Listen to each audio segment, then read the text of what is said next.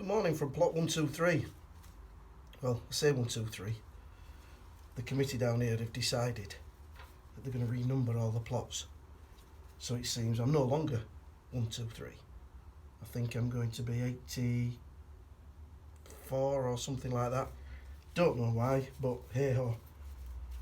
Anyway, I'm down on the allotment this morning. I've been out just doing a little bit of weeding. We've got a little bit of blue sky, bit of cloud, which makes a change from the terrible, dismal, foggy weather that we've had consistently, probably 3 days, 4 days. So it's nice to be able to come down and not have the sky on top of your shoulders. Been doing a little bit of weeding. I'm just pulling up, because it's still mild, so there's quite a lot of weeds still growing. So I've been pulling those out, and I've also give the grass a little bit of a cut down the paths. And I'm now just coming to the greenhouse to clean off my dahlias. These have been under the potting bench for a number of weeks now, so they're fully dry. So what I'm doing is I'm just getting all the excess soil off and ensuring that there's no soil in these crevices here, because that's when you tend to find, if you don't get all that out over the winter, if you get that little bit of damp atmosphere to them, they can start to damp off and get a little bit mouldy and probably not make it through the season.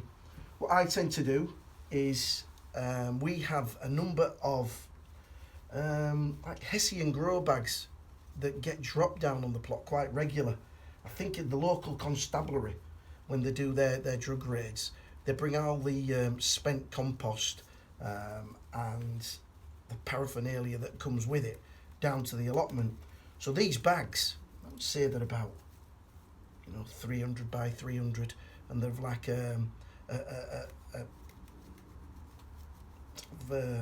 cotton sort of material, but they're really, really good for storing these in. What I tend to do is fill them with sawdust, dried sawdust, bob these in, and then bob a bag over the top of them, store them in the shed.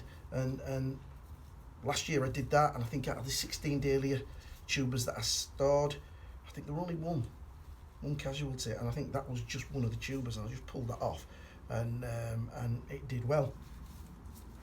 One of the things I'm remembering to do this year is write a label. Last year I forgot to do that, so when it came to planting them, it was literally just a plant and hope, really, see what you got. But it didn't look too bad. But this year I'm just being a little bit more cautious. So I'm on with doing that. I think over the weekend I'm going to be starting to plan what I'm growing next season, where I'm growing it, and also looking at what seeds I need. I tend to get my seeds from Kings. I've never really had a problem with them, so I use them all the time. But I always do a bit of a stock check, see what I've got first. After I've done my plan of what I'm going to plant, see what I've got, and then I just order what's required, really, because seeds tend to last up to a couple of years. You should be okay with them then. So this weekend, that's what I'm going to be doing. I'm going to be making a plan, and what I'll do is, once I've done that, I'll go through it with you, and you can follow my progress throughout next season. I'm in my greenhouse. I've got two plots. I've got a plot at the back and one at the front. This plot has the greenhouse on it, which I'm in now, and I've managed to secure another greenhouse from a guy further down in the bottom corner who's getting rid of one. So that's going to go on my second plot. This one is block paved inside, so it's all hard standing. That one I'm going to have some growing beds in, and I'm going to look to make that where I grow my chilies and things like that, and tomatoes. So I'm going to be on with that. So there are a number of things that I'm going to do over the weekend, and once I have a full plan of what I'm doing, I'll go through it with you, and you can follow my progress. I'm hoping to get some of my grandkids down and some of my son's daughters, because I've put a fence up all the way around the plot, and that wasn't being rude or ignorant. It was just a case of what I want to do is eventually clothe that with various plants, some fruit, but a lot of flowers as well, to try and encourage sort of biodiversity and get pollinators into my plot as best I can. I've already planted a number of Buddleia globosa down on the far side, and they seem to be doing okay, but I want to try and do that a little bit more all the way around the periphery of the plot. So that's something that I've got to think about. But today, this is going to be my last task. I'm going to finish doing this, get these sorted out, get them popped in the shed, and then that'll be me. But I will be back down tomorrow.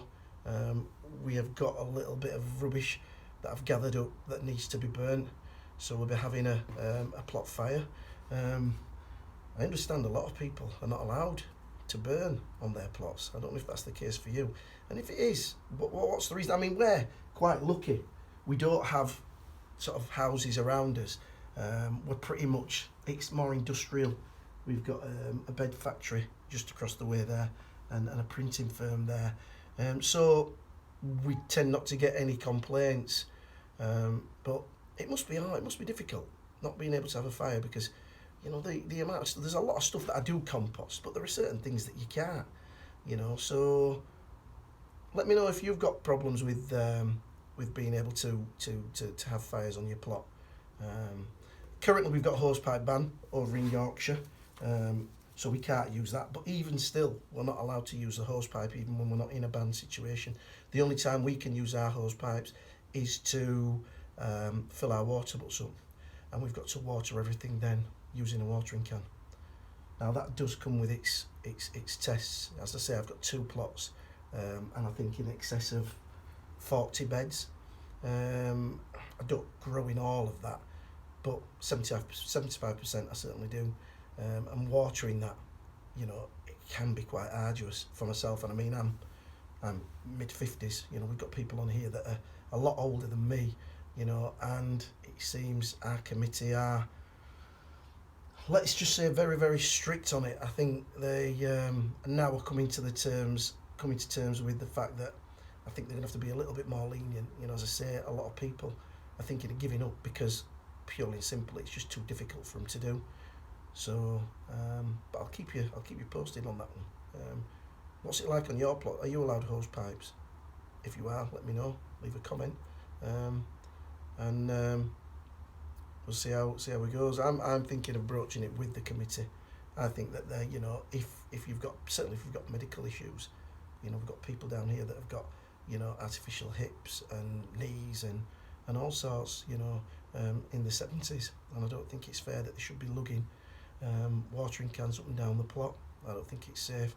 So we'll be putting that to the committee, and we'll see if we get any progress on it, and I'll keep you posted. In the meantime, have a good weekend.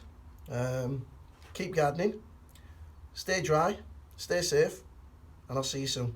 Take care.